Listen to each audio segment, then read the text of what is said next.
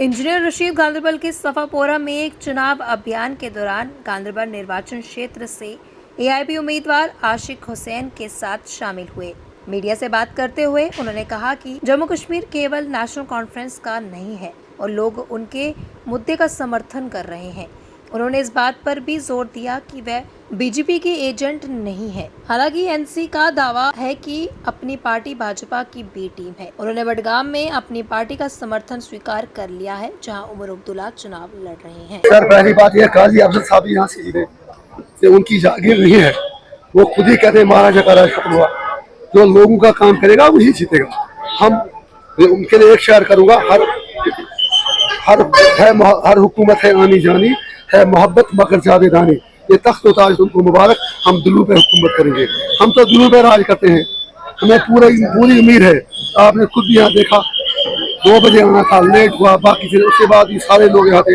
लोगों की फीलिंग, लोगों के चेहरे पढ़कर आशिक साहब का कैरेक्टर, उनका एक अच्छे सोशल मीडिया की इमेज, मैं दावे से कह सकता हूँ कि गांधरबल के लोग इंजीनियर रशीद की पार्टी को मायूस नहीं करेंगे, क्योंकि कश्मीर की मजबूरी है, एआईपी जरूरी है।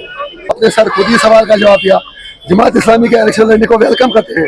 जब जमात ये कहती है कि हम सपोर्ट करेंगे तो इंजीनियर रशीद का ही खुल के, तो बात में कुछ तालमेल इनकी नहीं रहता। इनका आर्गुमेंट खुद ही फेल हो जाता है। दूसरी बात, अब तो पूरा कश्मीर जान चुका है, ये डंके की चोट पर सबको पता है। पेपरों में आया, उमर साहब की स्पीच आई, अल्ताफ बुखारी साहब की पार्टी ने ऐलान किया कि हम बडगाम से उमर अब्दुल्ला साहब की सपोर्ट करेंगे। हमें पता था उमर अब्दुल्ला साहब जो अल्ताफ बुखारी को बीजेपी की बी टीम बताते हैं, आपको भी मालूम है। मुझे पता था कि उमर साहब कहेंगे नहीं, मुझे अल्ताफ बुखारी साहब का सपोर्ट नहीं चाहिए। उमर अब्दुल्ला साहब ने उसका वेलकम किया। अब तो इसमें बात की गुंजाइश ही नहीं है कि बीजेपी अपनी पार्टी और उमर साहब की टीम है बीजेपी की। अब तो झगड़ा ही नहीं रहा, अब तो झगड़ा खत्म हो गया।